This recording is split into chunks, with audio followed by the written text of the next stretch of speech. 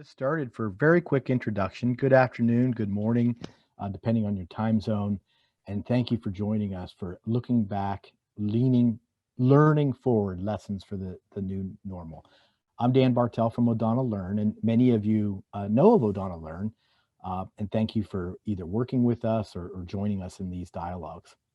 But for those who don't, a quick introduction. We're a learning design agency who supports higher education institutions and other learning organizations that serve adult learners. We help our partners design, create, build, and teach effective and engaging experiences. And we have worked with thousands of individual instructors and hundreds of organizations, colleges, universities, government agencies, other organizations that are offering training and learning to their employees or constituents, all who are committed to transforming the way that learning happens. In today's event, it's one of a series that happens every 2 weeks, all focused on knowledge and skills that can be borrowed and implemented right now. So it's a practical learning opportunity where attendees can share and learn from each other in a guided format. So I'm going to quote about 100,000 people.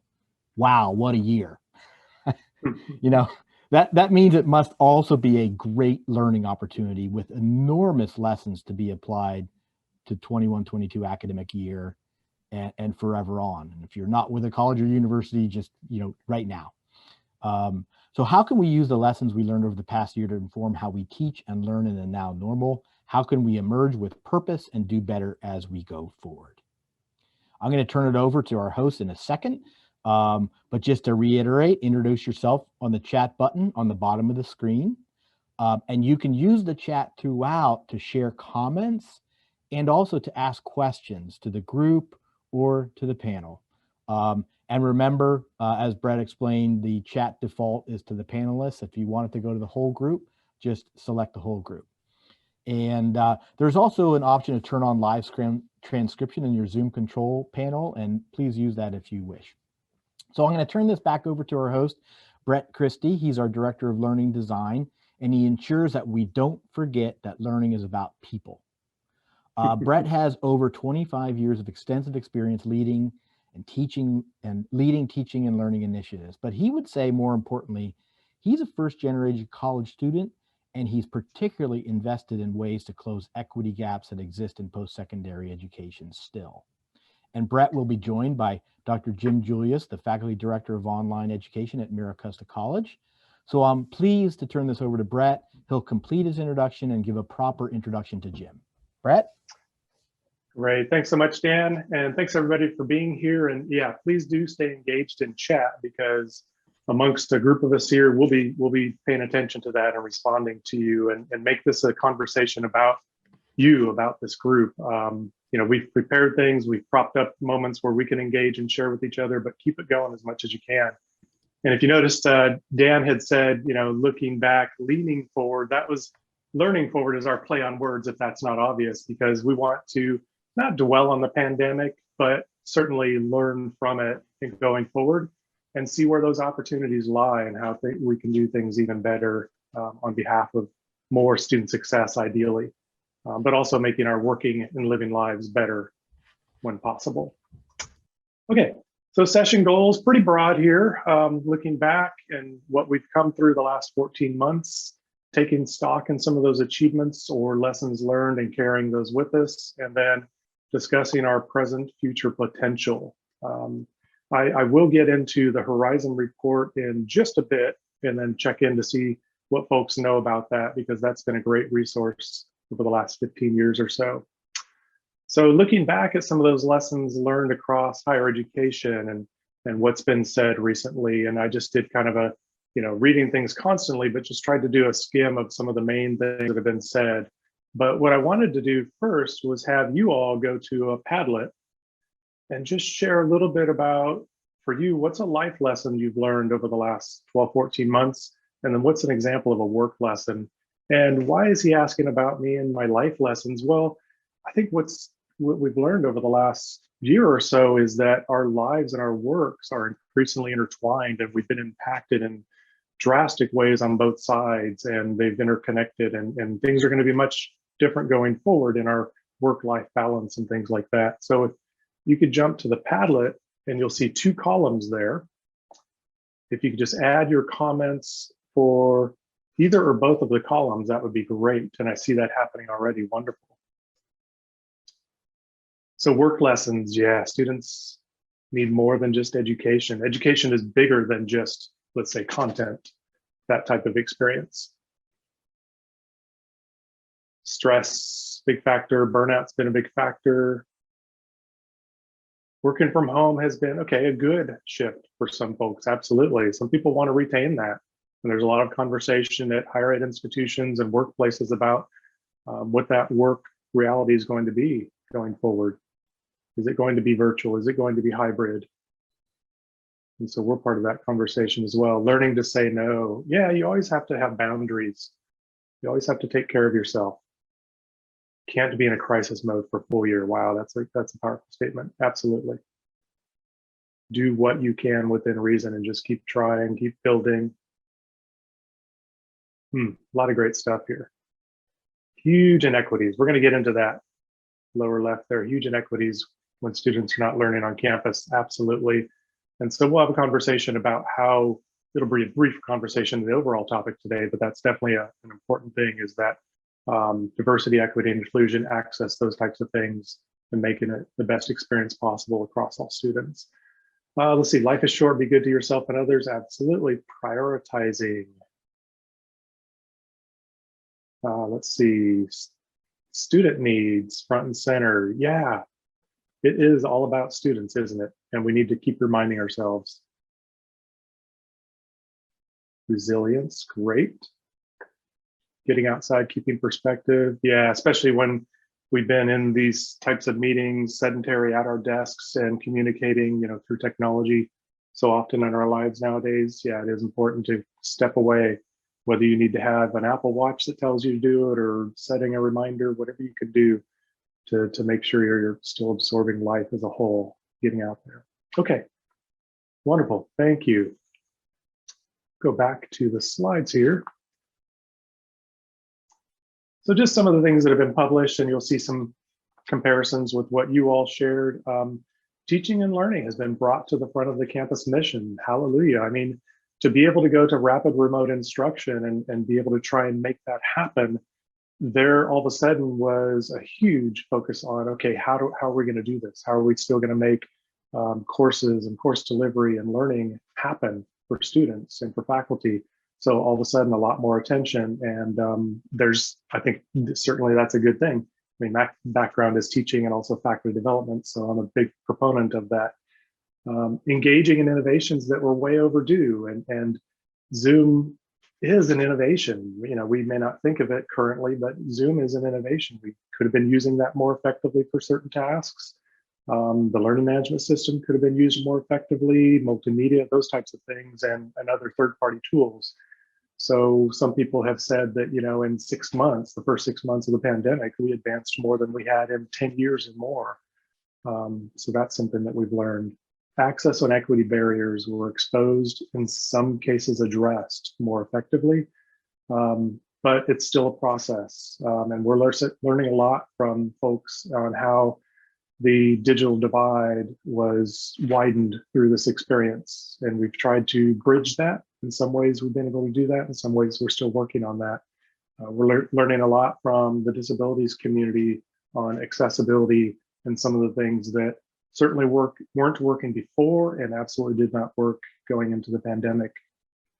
Redesigning assessments, providing more frequent feedback, change in assessments, so those can be done via online delivery.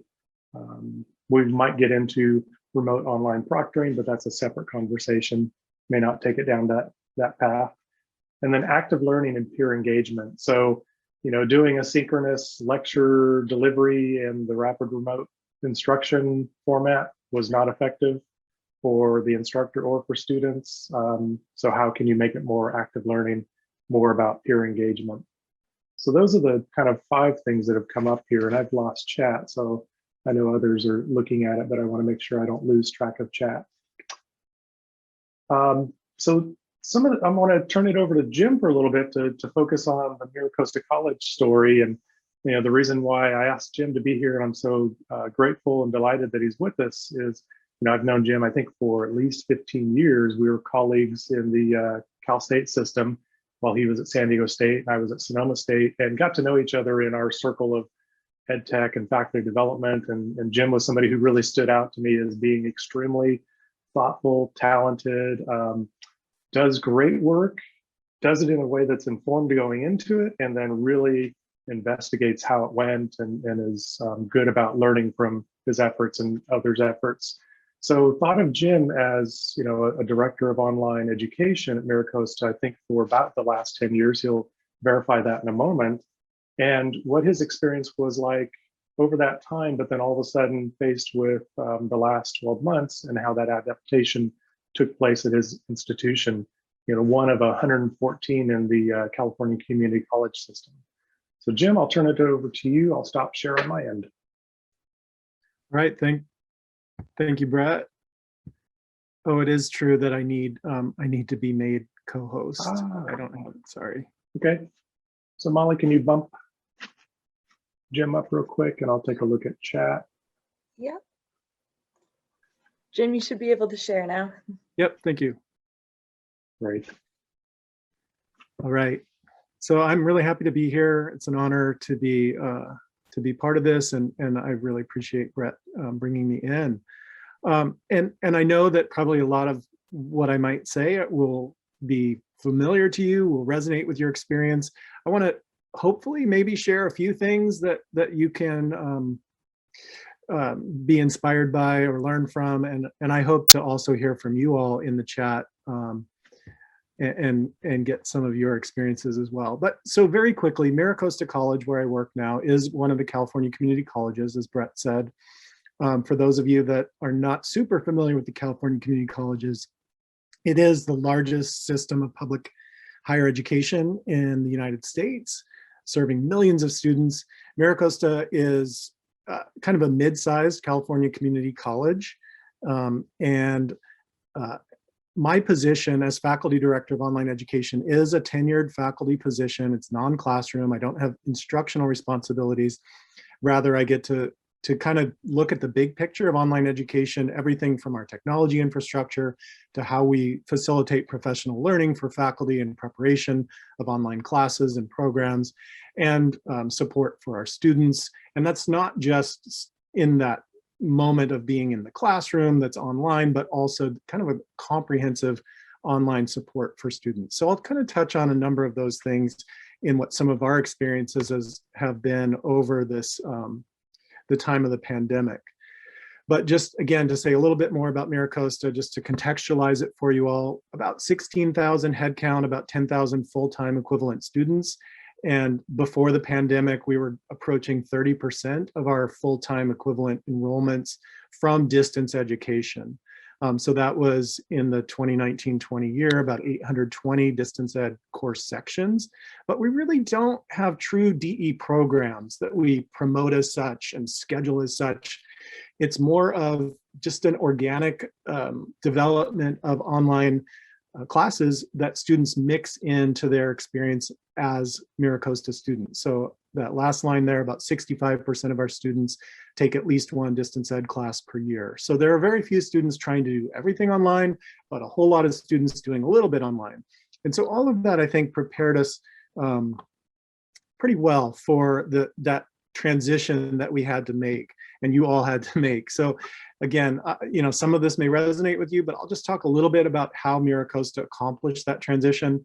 Back in March of 2020, we elected to keep the campus closed for an extra week after spring break. And so my colleague, who was immensely important, I worked very closely with our Center for Teaching and Learning director, who's also a faculty member. And together, we pulled together, facilitated, networked, collaborated with a number of faculty to stand up a bunch of different workshops that we offered in that week after spring break. We had over 40 hours of live workshops in that week, facilitated by 22 different faculty and staff members. And they were tremendously well attended. But I think what's also cool is having all of those things recorded. We've noticed that since then, over 6,000 views of the videos we created that week. Again, I think, big picture wise, that's one of the great things about doing things online live, is that it's so easy to capture those, and they continue to live on and be useful.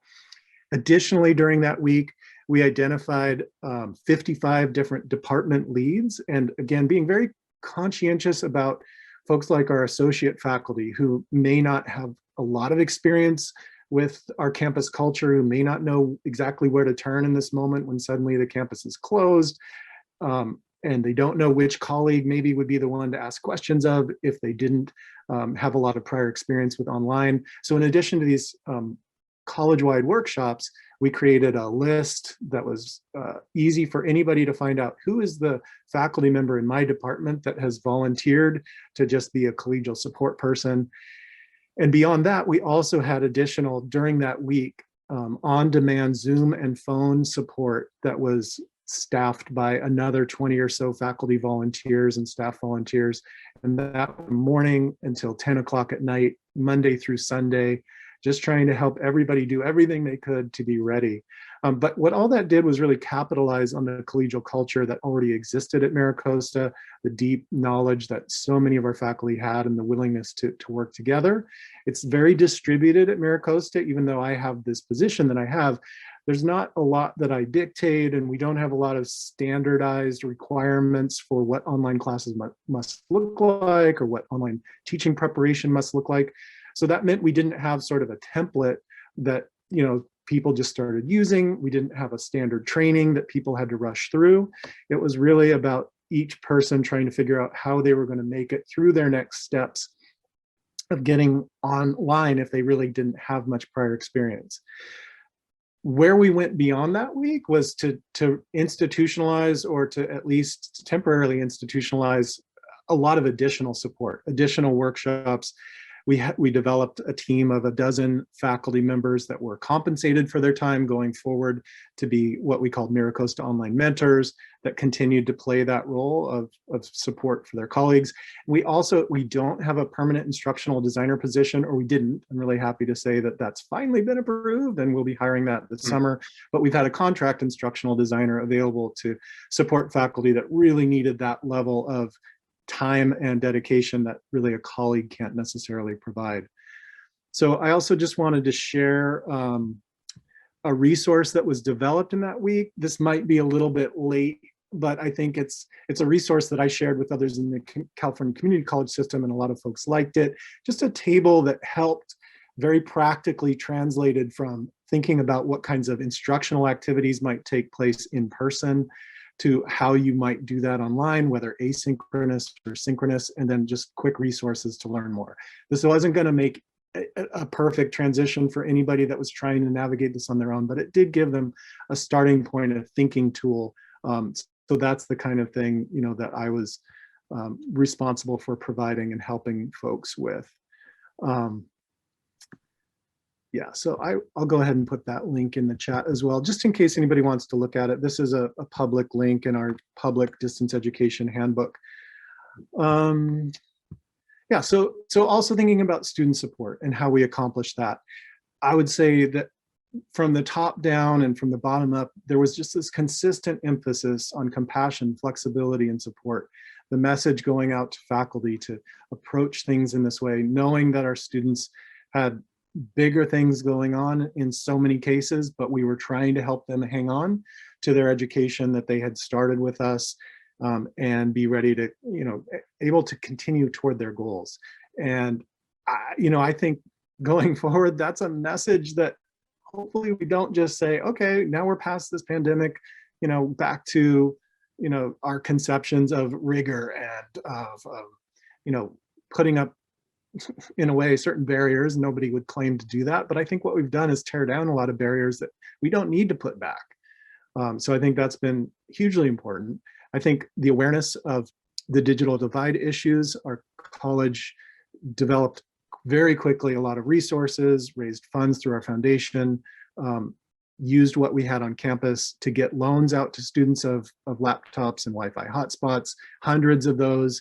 That was a huge thing, but also just recognizing all of the basic need issues. Our college is pretty good in in non-pandemic times about helping support student basic needs, but that became even more critical to just, if students were experiencing, loss of a job or increased responsibilities for family, food insecurity, housing insecurity, just making grants to students to help them stay on, to get through those issues, and helping the whole college community to be aware that these kinds of things were in place, making them so that students, even though they weren't on campus, still easily knew where to turn, how to get access to those things was really important. A couple of student support programs that I've been responsible for that were already in existence but became even more important. We do a 1-hour student orientation to online learning. We've been doing that since 2014.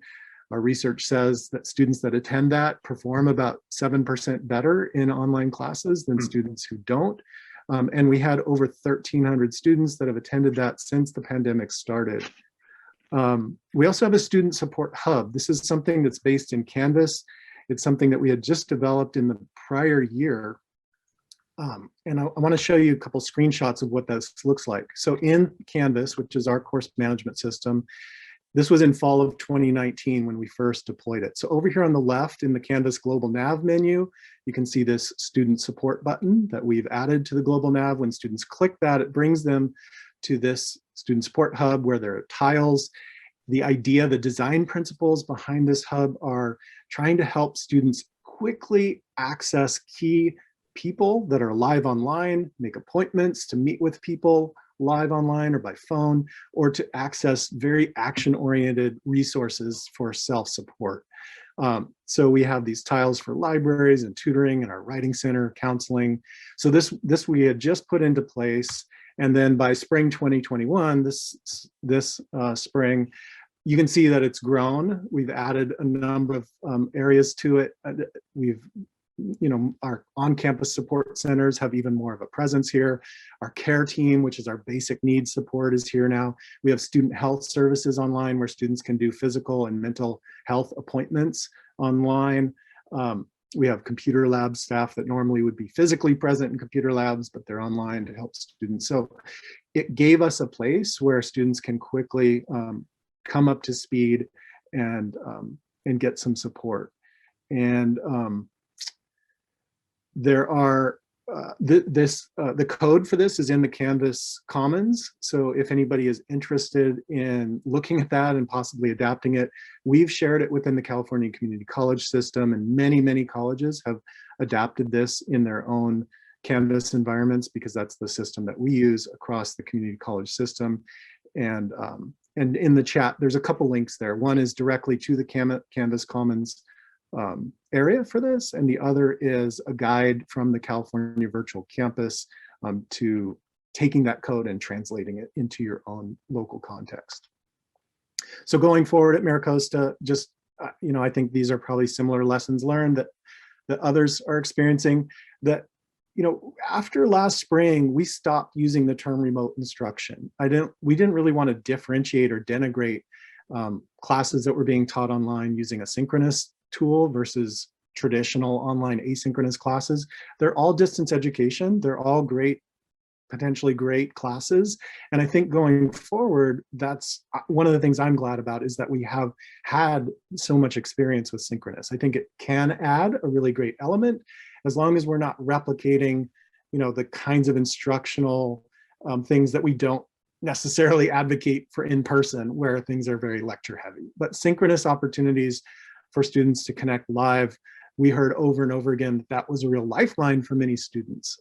As long as they have the technology, as long as they have the environment where they're comfortable doing that, being online live with classmates and colleagues and faculty was super important for many students to keep themselves going during the pandemic. So like many other places, we're also exploring HighFlex. We're doing a very small pilot of that in the fall. I don't need to say probably too much more about that, because I'm sure most of you all are doing that.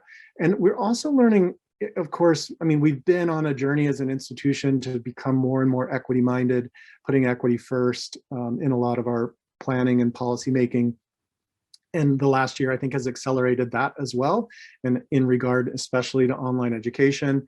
So for example, one of the things that we were very attentive to was the use of cameras in online instruction and assessment. So that's a policy that we developed in collaboration with students in the last year. So that if your institution hasn't done something like this yet, you might be interested in that. I'll throw that link into the chat just as an example of something that you might adapt. And we adapted it from another institution ourselves.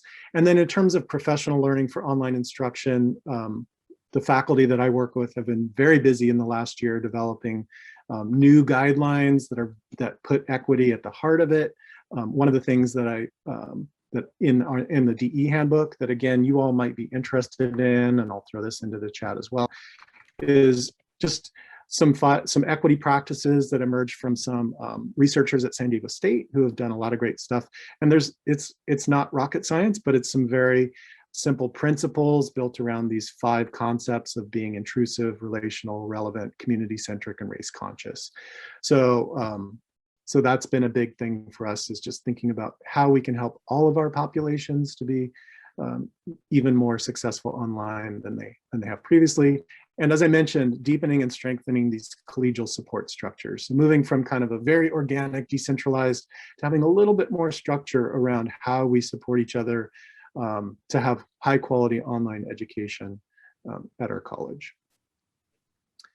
So that I'm happy to keep chatting with folks that have any questions or comments about any of those things, and I'll turn it back over to Brett to keep going with the webinar. Great, thanks, Jim. Thanks for the MiraCosta story. And just thinking about the Student Hub, I'm so glad you're able to show the before and after and just how that's expanded as a rich resource. Yeah, I had a question, and I'll put it in the chat just so it's on the record there, and others please chime in with questions you have for Jim's section. But that student orientation to online learning, you said that 7% bump. Did you see any closing of equity gaps with that? Yeah, that's research that still needs to be done for sure. Okay. The last time we did that research, I asked that question and our researchers weren't able to definitively give a response. But now with this huge bubble of participation that we've had in the last year, I really do want to look at that again. And there's a lot.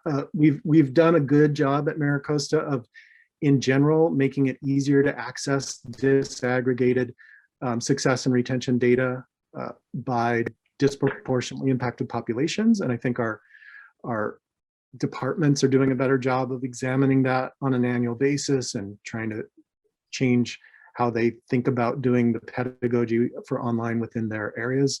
But some of the student support areas, we haven't been able to dig as deeply to discern equity impacts from those student support areas. And it's definitely a goal for us to do that better going forward. Right, thank you. Yeah, that's so critical. And then also thank you for sharing the Campus Commons resource regarding the hub for people to be able to look at that and potentially adopt. That is just great to have that resource sharing. And others, feel free with questions or comments you have based on what Jim shared. What I'm going to do at this time, we're just over halfway. And what I want to do is kind of now take us, okay, looking forward. And what I'm going to do is put that into the context of the Horizon report, just by, maybe chat response. How many of you are familiar with the Horizon report? It used to be published by the New Media Consortium. Over the last few years, it's since been taken on or adopted by EDUCAUSE and others. Yeah, it was NMC, New Media Consortium.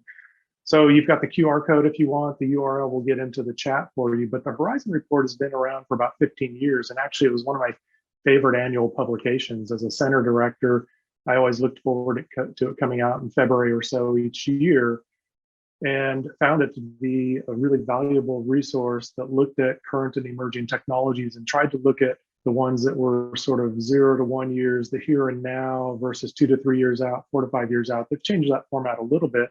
And then also looking at some of the trends that impact things. So we'll look at sort of the going forward through the lens of this Horizon report a little bit. I've got the categories there. I'm going to have to skim at times, of course, for time purposes, but I'll give you a sense of the report, and it's free and it's a PDF and you can just access it at any point. So you have the 2021 version here, but you can also drill back to, I think it's around 2005. I used to have the whole collection of them on my table when people would walk into the center, but now we're all digital. So let me jump into some of the key trends that are talked about with the Horizon report, and then you all can certainly chime in. I'm not going to go across all the 5 trends here. I'm not going to go to the environmental, political, but certainly for the social, as we know, remote work and learning is our life currently, and it's going to be much more so going forward than it was. In some cases, temporarily, in many cases, permanently. A lot of the tasks that we do, some of our time spent can be much more remote, and big companies are going to also be helping to shift things as far as how we do remote work. Widening of the digital divide, mentioned that earlier, that continues to be an issue, and how do we bridge that to make sure that we do truly have access and equity.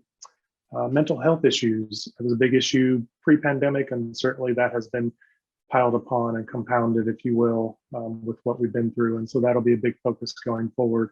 Trauma-informed pedagogy, humanizing, all those types of things that we can try and do as educators to make that a better experience. And then look at some of the technological trends, the widespread adoption of these hybrid learning models. We'll get to that specifically a little bit later, and I know Jim touched upon that, so that's all I'll say at this moment. And then increased use of learning technologies. So yes, Zoom and the learning management system being used so much more, but all of these other tools, and we'll get specific into things like analytics and student response systems. Online faculty development, that can be development of online faculty or faculty development that takes place online. There's certainly a lot more of both of those taking place, and will continue to go forward. And then just related to the economic factors, we've had this decreased trend of higher education funding, certainly for public institutions. Yes, we have the CARES Act, but that's sort of backfilling to a certain extent. Demand for new or different workforce skills. So workforce being a much different profile, and those skills and what students should know and be able to do as they finish with their credentials or degrees. And then uncertainty with economic models going forward. Where might certain areas crash, and how might that impact the economy, and certainly higher education as part of that. So that's a quick scan of the key trends that are out there. You can certainly look deeper if you wanted to into the environmental and political landscape. Let's see, the report's new to you. Yeah, Beth, definitely, it's a great resource to have on hand. So now the other section of the Horizon report, and this is, I didn't say at the beginning, this is a panel of experts internationally that's pulled together to serve as sort of an editorial review board. And what they do over about a 9-month process, in my experience, I was actually part of that back in, I think, 2008, and Jim was in the most recent round, but there's a lot of dialogue around, these Horizon topics and trends and issues. And then, looking at those, rating those, organizing those, and seeing what's really critical. And then also looking at some of the technologies and practices and finding examples to be able to publish and share out. So this review board does a lot of that sorting collectively, and then is able to offer this publication. And there's also some larger surveying that takes place to decide which of these are the most critical. So I'm going to go through some of those that kind of ranked highest. But what I wanted to do, and we'll get the Answer Garden link into the chat here, we'll do one more quick session on this, and then we'll see what the report says. So what are you seeing, just with a word or two at a time, and you can do multiple responses, what are the key technologies and practices for the now normal? Let's say, summer and forward, for present and forward. What are the key technologies and practices that need to be considered and implemented and developed and supported, all those things?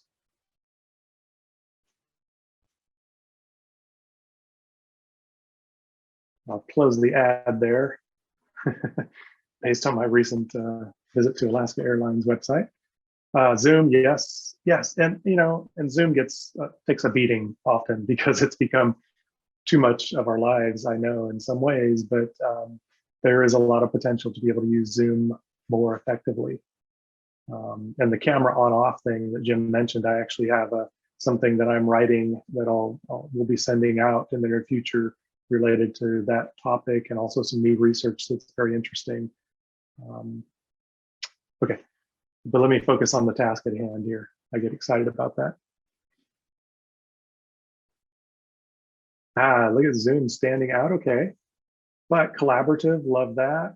Offering closed captioning, a lot of learning support there for all learners, not just for accessibility purposes. Micro-credentials, we're going to talk about that. Stackables, yes. Flexible, yeah. Not just high flex, but other ways that learning can be flexible. Micro-learning, we can see that related to stackable and micro-credentials. Culturally sensitive, great engagement.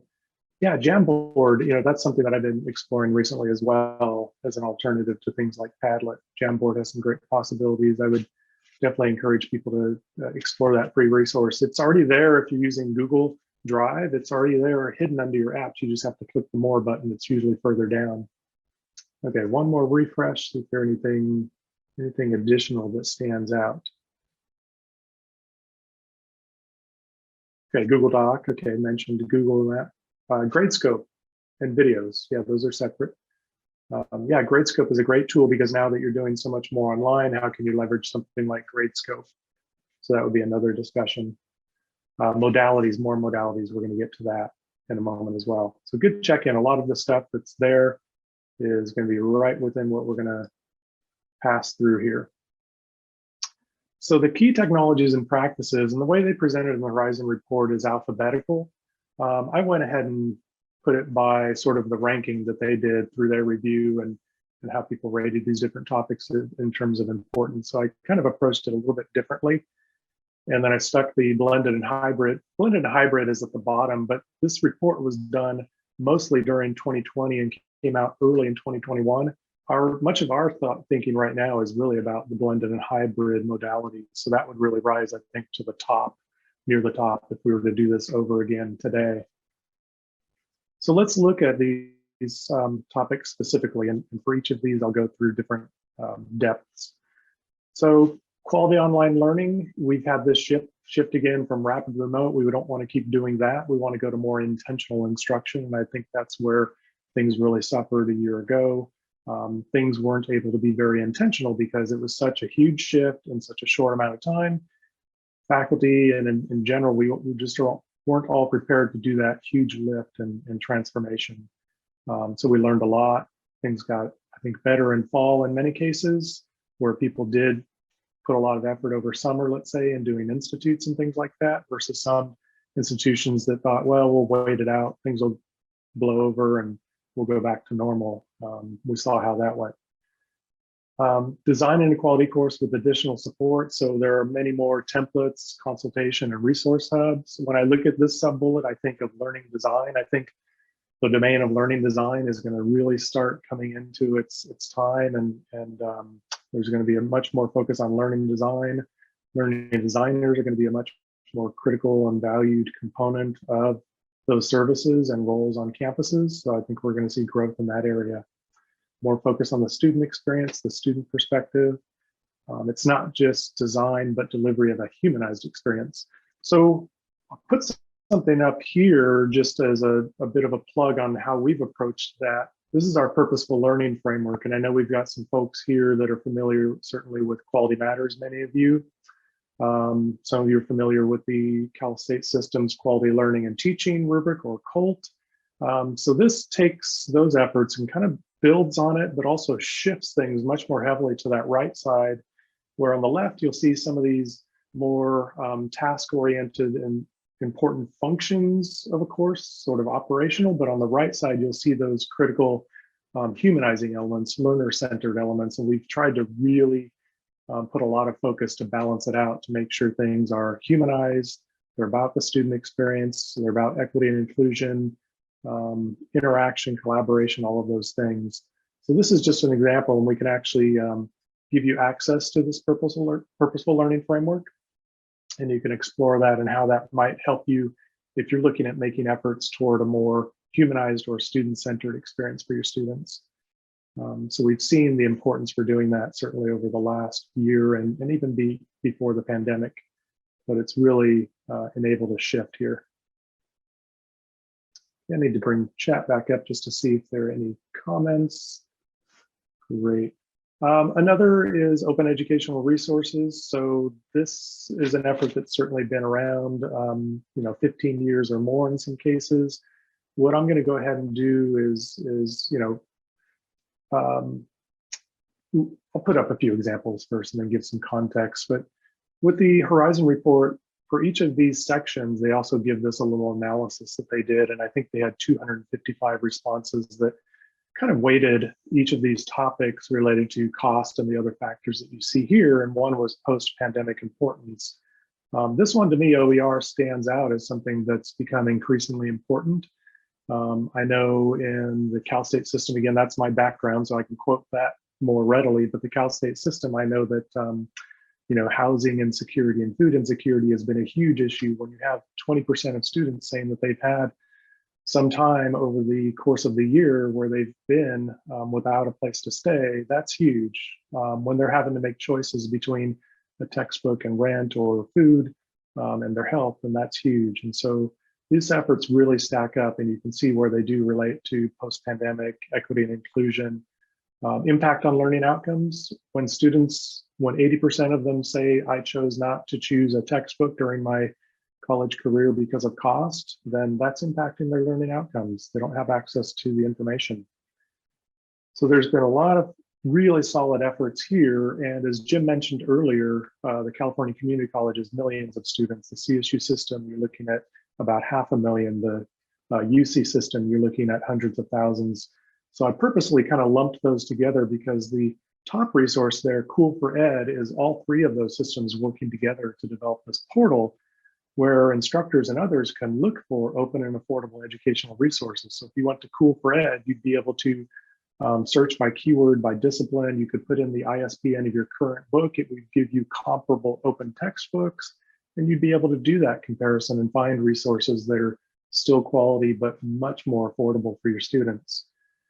And then Vital is an effort by San Diego State that just kind of shows how this open ed movement can also go into a sort of leading edge, AR, VR, if you will, realm.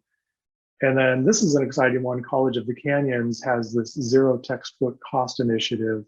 So I think that's really powerful because students there can actually go to register for courses, and if they want to, they can filter by courses that do OER, that use OER resources.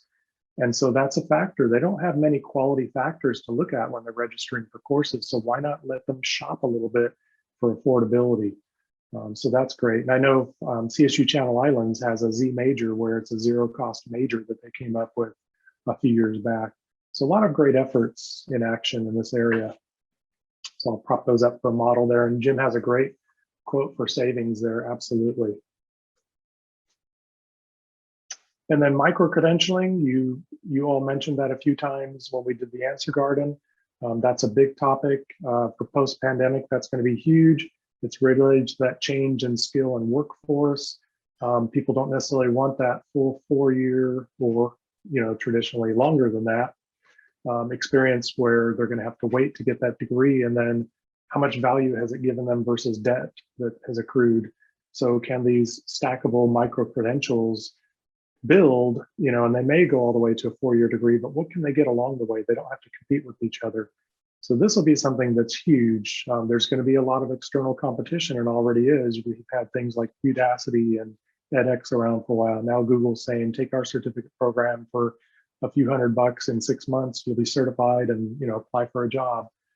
So we'll revisit how we can do things more like micro credentialing and certificates within our degree programs. So just a few things I won't reiterate there, but this is already a $10 billion market that's expected to double just in the next few years. And then as always with the Horizon report, it gives you some nice examples. One here is that Greater Washington Partnership, where you can see this consortium of businesses. It's a collab of businesses and education partners in that region who are working together, and students can do a digital generalist credential or a digital specialist credential, depending on how deep they might want to go into STEM or not. So that's a great opportunity in partnering. And then a bit on learning analytics. It's been around for a while, but I want to go into, I think, what is a more evolved example. I think this one isn't as necessarily, high on the post-pandemic importance, but you'll see it for equity and inclusion continue to be important and impact on learning outcomes. The model that I'll show you here that I think is more effective is we've had learning analytics around for a while, and it's often been used as sort of an early warning and early intervention type of experience, which can be important. It can help to maybe save some students who are going downhill fast. But where this becomes really powerful is when it can be used as a more comprehensive experience to have it prop up, let's say, a learner connectedness survey. And this can happen, and this example at University of Sydney all happens within Canvas. And there can be this learner connectedness survey where you can ask students questions and get to know them. And then you have a sense of who your students are as a whole, but also individually, and what their situational factors are, what their background knowledge is, what their goals are. You can then use your experiences going forward to tie into that. And then along the way, it'll check in with them how the course is going, what's working well, what's not working well, where they may need support. So this SRES system out of University of Sydney, you can take the link there and they'll actually give you demonstrations of it, but they actually have made it available for others to be able to get the code for that and implement it to adopt it for their institutions. So that's a great model there. That's a more comprehensive feedback support system as opposed to early intervention warning system. And then artificial intelligence, I'm going to do a time check. Okay, a little over 10 minutes left here. I'll go briefly on this one. We'll see this lower as far as post-pandemic, but this is one of those that would be more, further out on the horizon, not as broadly adopted and not quite as soon. But some of the ways we might see this leveraged, as an example here through Penn State, they've got this Spectrum project, and they can actually do an analysis of the course sessions that have been recorded and look at the transcription of those courses and analyze what the topics were of discussion, how those topics interrelate with each other, but also look at the questions that students have asked and how those were answered, what types of questions were asked, and then look for patterns so that the instructor can kind of see what the delivery experience is like, how that is for students, what questions are asking, where they're needing more help, and then they can adjust their instruction going forward. So maybe less of those challenging questions where they're not understanding things will come up, and it'll be maybe more of those more evolving type of questions where they're going deeper into the understanding. So that's been a nice way of using artificial intelligence to impact the course context, if you will, the discourse. Okay, now blended and hybrid, that's kind of our big one, and you can see where that stands out highest as far as post-pandemic. And I moved it, down here. I kept it last just because I think that's kind of a good outgoing topic to talk about a little bit here. It's high on all of those areas where it's rated low on risk, but where it might be higher on risk is where you're going to try and have people maybe go too quickly to a high flex model. As Jim mentioned, they're going to do some piloting of that, I think, with a small number and see how that goes and learn from it. So let's get a little bit into the hybrid course models here. This is just an EDUCAUSE statement. And, I see this statement and I hear similar statements about students wanting to continue face-to-face classes more than any other type of modality. But as I'm looking at enrollment numbers and talking to folks at campuses, they're finding otherwise. They're finding that students are actually signing up for more online than they would have in the past because they like that convenience, or in some cases, it's a cost savings. They don't have to sign a 12-month lease. They don't have to move to a new city or state. They can attend remotely. So I think the way they say they want things might be differently than the way they're consuming. So that'll be interesting to watch here. And I'm not sure if some of you are already looking at your enrollment numbers and seeing how that plays out. I'd be curious to see that. Maybe it's a little early for some of you. As far as modalities, you see, I picked an example here that's pretty simple. We see 6 modalities on the right-hand side, from traditional to fully online, synchronous, asynchronous. I've seen as many as 11 modalities, and it's crazy. And we actually had Kathy Fernandez from CSU Chico, who's director of academic technology there, and they have 11 modalities that they've had to carefully plan out, put into the registration process, articulate to students, articulate to faculty, actually have videos explaining what each one is and a table where students can select and know what they're getting into. So it gets very complex. So how are folks seeing that as far as modalities and complexity at your institutions? Are you closer to the, I've seen anywhere from 4 to 11 is still, I think, the highest I've seen at 2 different places. How are folks approaching modalities? Are you tending to keep them more broadly chunked into, let's say, 4? Are you doing something that's higher like 11 that's giving a lot of different options to instructors?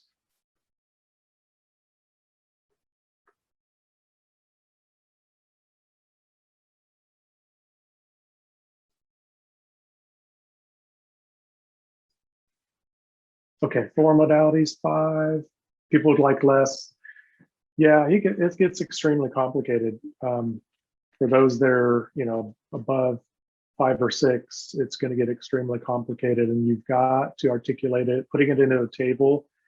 And if you were to just do, I didn't pull the link for today, but if you just Googled CSU Chico online modalities, you would be able to see how they've articulated it really well.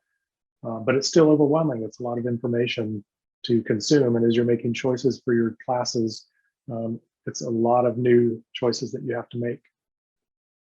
So okay, in-person, hybrid, and then async or synchronous, great.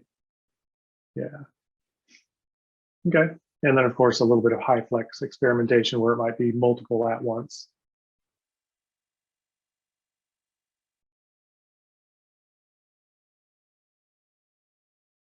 Yeah, if you have too few, it can be confusing, and also it may be listed as one, but an instructor might be diverging toward one end extreme of that one and others toward the other end.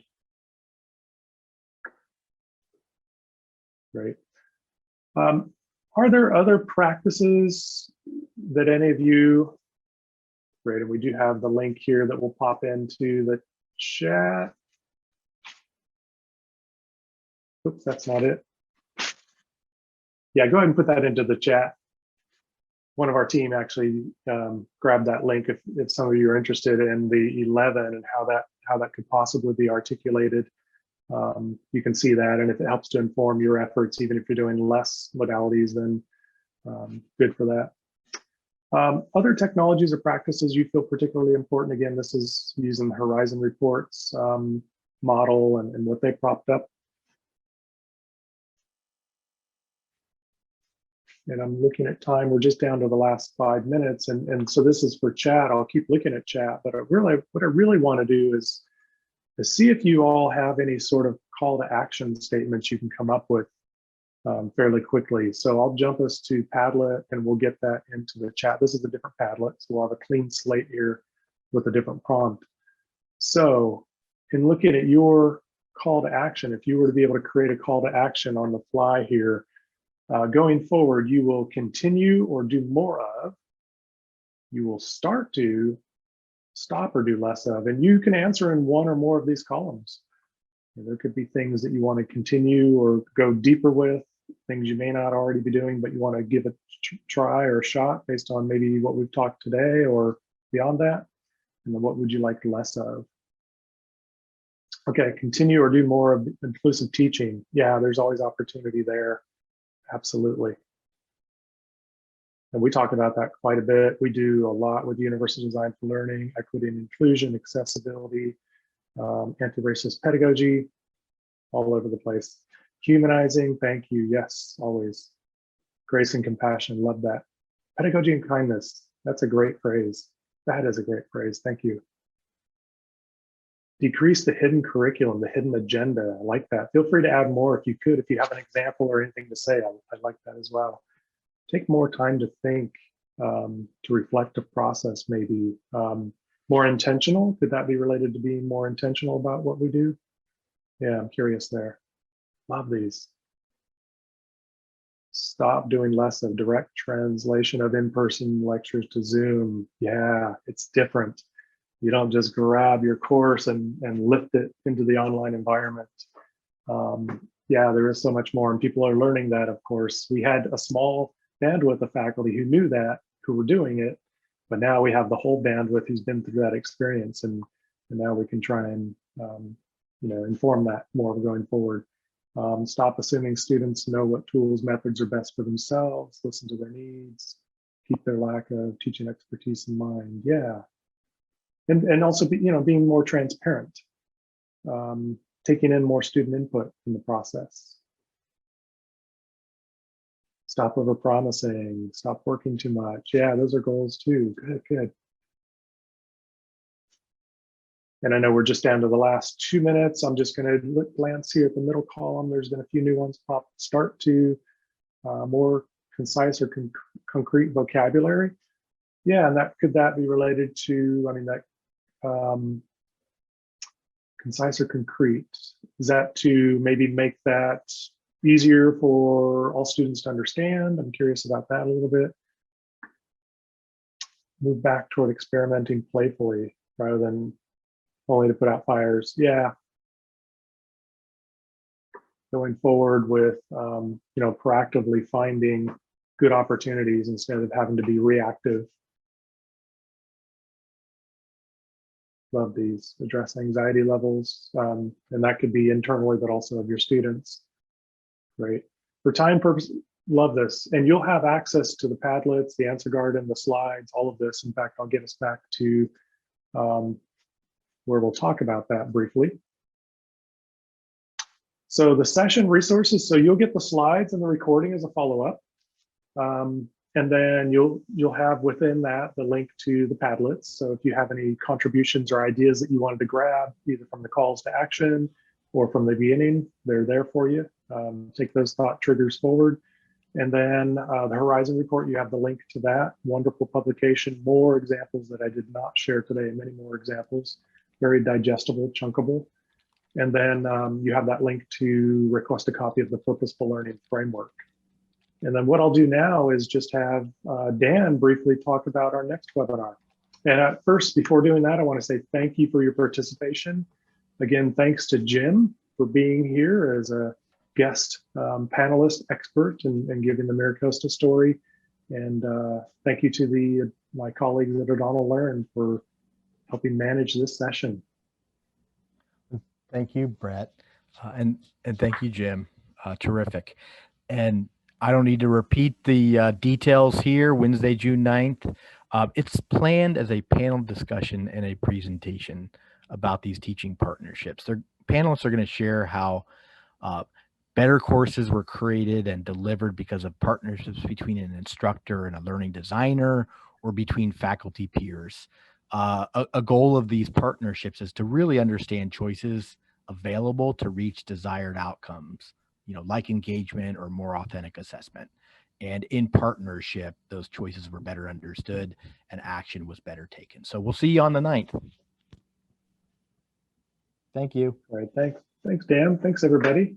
And we'll look at your closing comments. If you have any other questions or comments, feel free in the chat. Thank you for your time. And we hope to see you again soon.